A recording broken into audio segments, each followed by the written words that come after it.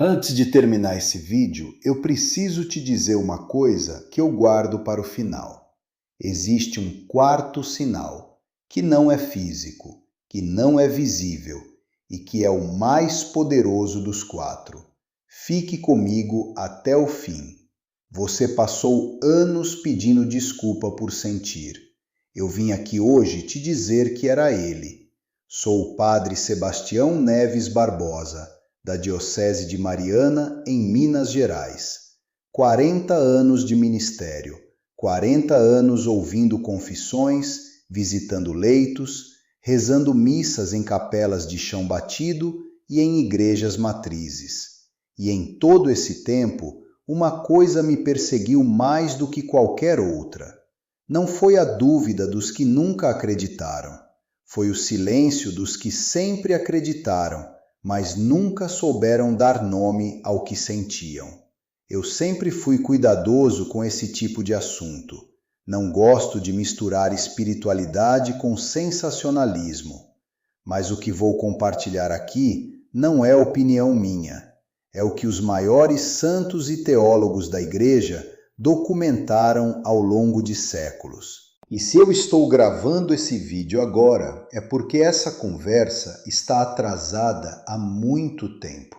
Minha avó generosa tinha um oratório de cedro escuro no corredor de entrada da casa dela, em São João del Rei. Era pequeno, cabia uma imagem de Nossa Senhora Aparecida e uma vela. Ela nunca passava por aquele corredor sem parar um segundo. Uma vez eu perguntei: Vó, por que a senhora para todo dia se não reza nada? Ela me olhou e disse: Sebastião, tem hora que o corpo sabe antes da boca. Quando ele para, é porque sentiu alguma coisa. Levei 20 anos de ministério para entender que ela estava me ensinando teologia sem saber o nome disso. Nesse vídeo eu vou fazer 3 revelações. A terceira é a mais importante e ela está ligada diretamente ao que eu prometi no início sobre o quarto sinal. Não pule. O que eu preciso te dizer na terceira revelação é exatamente aquilo que ninguém nunca teve coragem de te dizer antes. Fique comigo. Mas antes da primeira revelação, preciso te dar uma base, porque sem ela, o que eu vou falar vai parecer curioso, mas não vai mudar nada na sua vida. Santa Faustina Kowalska, mística polonesa canonizada por São João Paulo II no ano 2000, escreveu no Diário da Divina Misericórdia, no parágrafo 1392, que durante a missa ela sentia o corpo inteiro como se fosse se dissolver, e que nisso não via fraqueza. Via o corpo aprendendo a suportar o que a alma já sabia. São João Paulo II citou essa passagem no documento Eclésia de Eucaristia como exemplo da dimensão corporal legítima da experiência eucarística. Não é devaneio, não é nervosismo, está documentado. Pensa comigo numa coisa simples. Quando a luz do sol entra pela janela de manhã cedo, o quarto inteiro muda. Você não precisa tocar o sol para saber que ele está ali. O corpo registra o calor, a claridade, a sombra que some.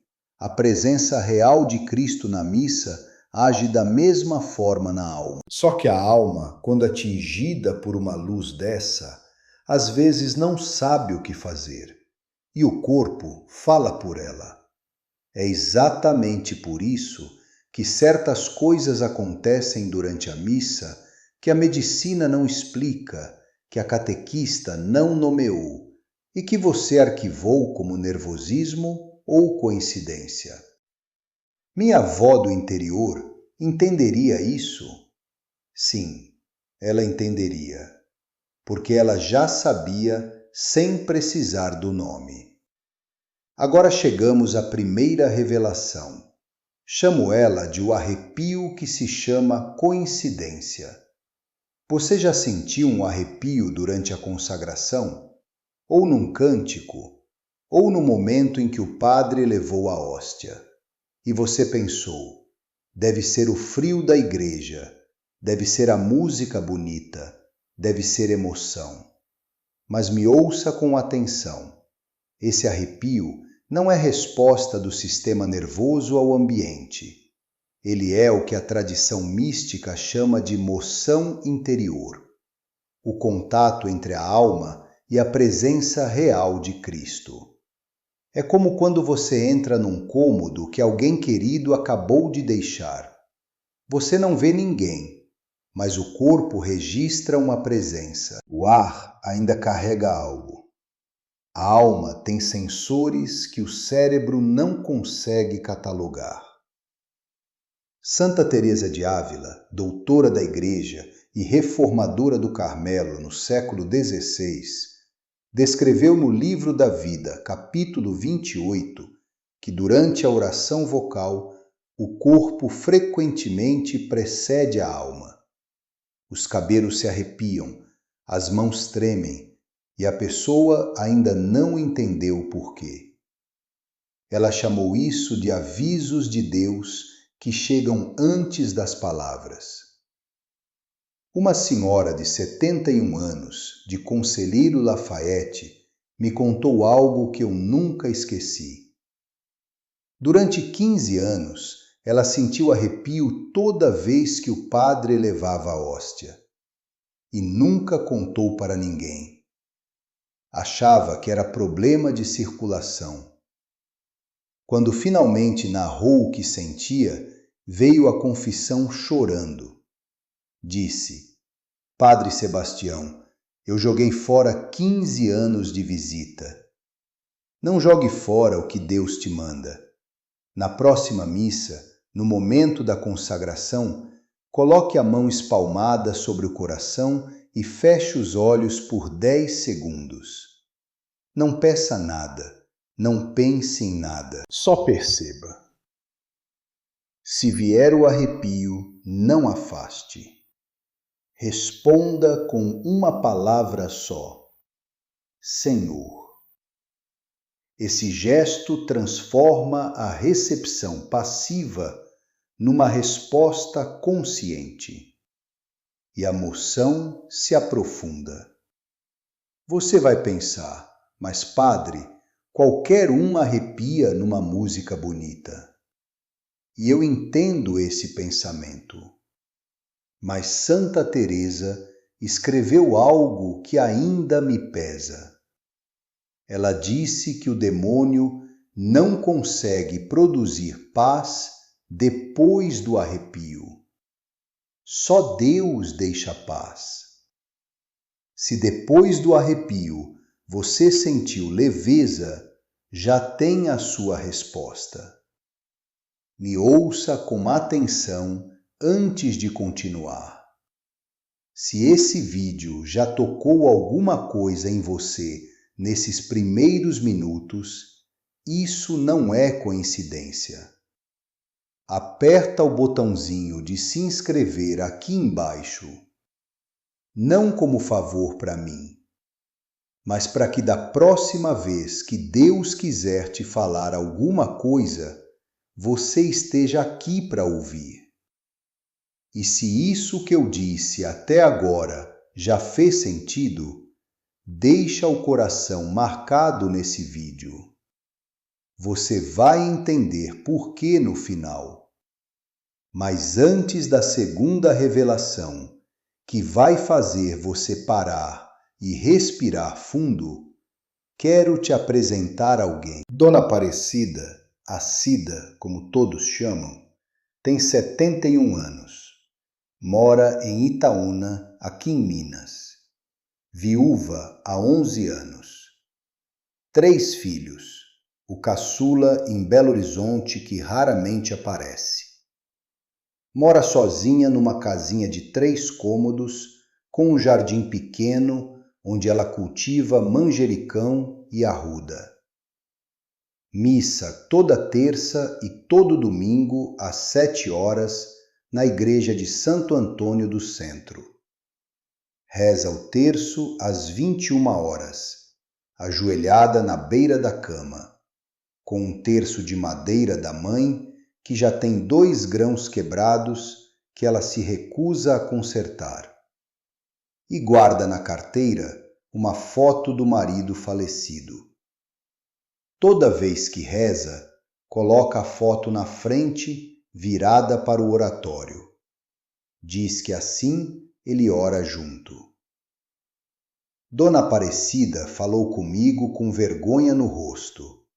Disse assim: Padre Sebastião, eu tenho vergonha de dizer, mas às vezes, na hora da comunhão, eu sinto que o coração para. E eu não sei se isso é graça ou se sou eu mesma que estou inventando. Ela foi ao médico. Eletrocardiograma normal. Falou com a catequista. Ouviu que era o Espírito Santo? Não precisa se preocupar. Nenhuma das duas respostas fez sentido, porque nenhuma das duas nomeou o que ela realmente sentia. Dona Aparecida voltou para casa com a mesma pergunta que tinha levado. O caso dela se aplica diretamente ao que vem agora, a segunda revelação. Chamo ela de a lágrima que se chama fraqueza. Essa revelação é para as pessoas que nunca choram e que um dia, na missa, sentiram a lágrima vir sem aviso, num cântico, durante o Evangelho, ou em silêncio, sem nenhum motivo que a mente conseguisse explicar, e que na mesma hora pensaram: que vergonha, estou sendo fraca. Isso é o que ninguém te diz. Essa lágrima não veio da tristeza. Ela veio de uma represa que chegou no limite. Os padres do deserto chamavam isso de donum lacrimarum, o dom das lágrimas. Um derramamento da alma que o corpo expressa quando o peso espiritual acumulado encontra finalmente um canal de saída. Pensa numa represa de água no inverno. Ela não transbordou porque quebrou. Ela transbordou porque chegou até o limite da capacidade. O transbordamento não é sinal de falha, é sinal de plenitude. São João Crisóstomo, doutor da Igreja e arcebispo de Constantinopla no século IV, escreveu nas homilias sobre o Evangelho de Mateus, homilia 6, que as lágrimas derramadas diante do altar são a língua da alma quando as palavras já não servem, e que Deus as lê como oração completa, sem necessidade de acréscimo. Uma mulher de 64 anos, de Barbacena, chorou durante o ofertório por 3 domingos seguidos. Não entendia o motivo. Estava passando por um período em que o filho havia se afastado da igreja e ela rezava em silêncio por ele há 2 anos. No 4º domingo, o filho entrou na igreja sem aviso e sentou ao lado dela. Ela não soube explicar a ligação. Eu disse para ela: Dona Lourdes, você estava intercedendo com o idioma que o céu entende. Quando a lágrima vier na missa, não enxugue de imediato. Deixe por 3 segundos e diga internamente: Senhor, recebe isso que eu nem sei nomear. Essa oferta transforma o choro involuntário em oração deliberada. Muitas pessoas relatam que a partir desse gesto simples, as lágrimas passaram a vir com uma paz que não vinha antes. Você vai pensar: isso é só emoção, padre, sou uma pessoa sensível. E eu te digo: tudo bem, mas São João Crisóstomo não fez distinção. Ele disse que Deus não pergunta de onde veio a lágrima, ele pergunta para onde ela foi. Você não perdeu o que chorou em silêncio. Deus guardou cada lágrima. Agora chegamos ao que eu prometi no início. Fique comigo. a terceira revelação, e depois dela, o quarto sinal que guardei para o final. Chamo ela de o peso no peito que se chama ansiedade. Antes de entrar no mecanismo, preciso te fazer uma pergunta. Você se reconhece em algum desses sinais? Primeiro, você sente o peito pesado logo antes ou durante a comunhão, especialmente em dias em que não está triste. Segundo, a sensação passa alguns minutos depois da missa, deixando uma leveza que você não consegue explicar para ninguém. Terceiro, você já evitou receber a comunhão em algum domingo porque sentiu que não estava preparada, sem motivo concreto de pecado grave.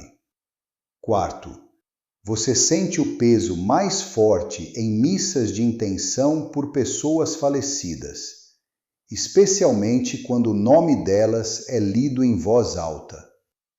Quinto, e esse é o que ninguém diz em voz alta. Você já pensou em parar de ir à missa por um período porque a sensação era intensa demais e sentiu culpa por ter tido esse pensamento? Se você se reconheceu em 3 ou mais desses sinais, essa revelação é diretamente para você. O que você está sentindo tem nome. Na tradição mística cristã, se chama compunctio cordis, a compunção do coração. É o momento em que a alma, na presença real de Cristo, reconhece ao mesmo tempo a sua pequenez e o amor imenso que a sustenta. É como quando você está diante de algo tão grande que o peito não sabe se vai chorar ou gritar. E fica quieto porque não existe reação suficiente. O corpo registra o que a mente ainda não processou. São Pio de Pietrelcina, o Padre Pio, foi documentado pelo Padre Alessio Parenti, seu secretário por anos, no livro Send Me Your Guardian Angel. Durante décadas, o próprio Padre Pio sentia o peito comprimir no momento da consagração a ponto de precisar apoiar nas mãos. Ele disse aos confrades: não é fraqueza, é o peso da glória que o corpo ainda não aprendeu a carregar. Isso me gelou o sangue quando li pela primeira vez em São João da Cruz, que a presença de Deus pode ser sentida como peso antes de ser sentida como alívio. Você não está ficando doente, você está chegando perto. E aqui vem a instrução que vai contra tudo que você faria naturalmente. Na próxima vez que o peso vier, não tente respirar fundo para afastar. Faça o oposto. Curve levemente a cabeça para baixo, como numa reverência pequena, e diga internamente: eu sei que és tu. Fica. Esse gesto de não resistência transforma a pressão em calor, e o calor em paz profunda, que dura horas depois da missa. Dona Aparecida fez isso. Por 3 domingos seguidos, ela parou de brigar com o que sentia e voltou para me dizer: Padre, eu parei de brigar com o que sentia. E aí o peso virou calor, e o calor ficou o dia inteiro. Isso é o que ninguém te diz. A Igreja nunca ensinou que encontrar Deus seria leve. A profundidade do encontro tem um custo que o corpo sente, e esse custo é graça, não doença. Agora, há 5 instruções para você começar ainda este domingo. A primeira: na próxima missa, no momento da consagração, coloque a mão espalmada sobre o coração.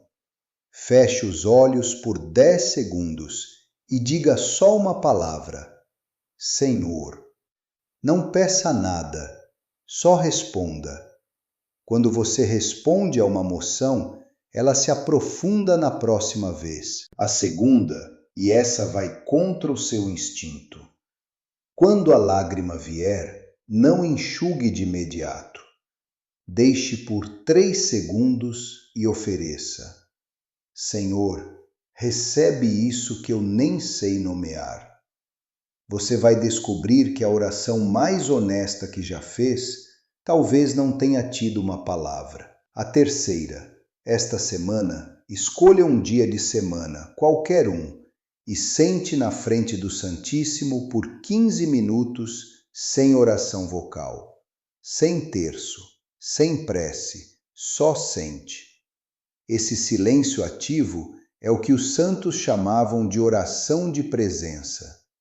Sua avó fazia isso em frente ao oratório sem saber o nome. A quarta, quando sentir o peso no peito na próxima comunhão, curve a cabeça levemente e diga internamente: Eu sei que és tu.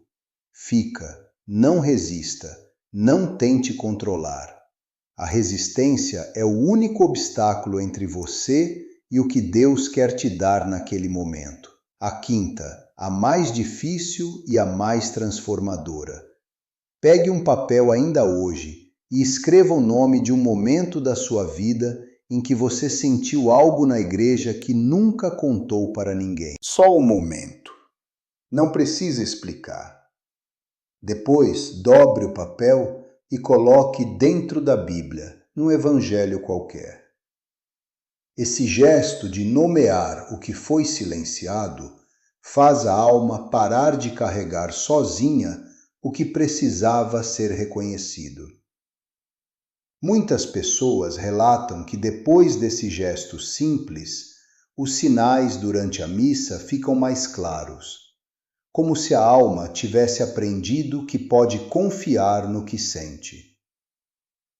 E agora o quarto sinal que eu prometi no começo.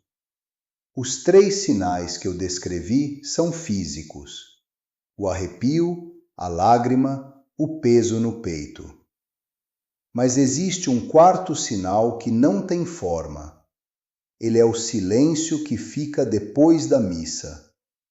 Não o silêncio de quem saiu distraído, o silêncio de quem foi tocado e ainda não tem palavras. Você já saiu de uma missa sem conseguir falar com ninguém por alguns minutos? Sem querer abrir o telefone, sem conseguir pensar em mais nada, só caminhando devagar. Esse silêncio não é vazio. É o corpo ainda processando uma presença que a mente ainda não chegou. É o sinal mais suave e o mais poderoso. E a maioria das pessoas que o sente acha que está cansada. Não está. Está saindo de um encontro. Deus não fala só no silêncio da alma. Às vezes ele fala no arrepio que você teve vergonha de admitir.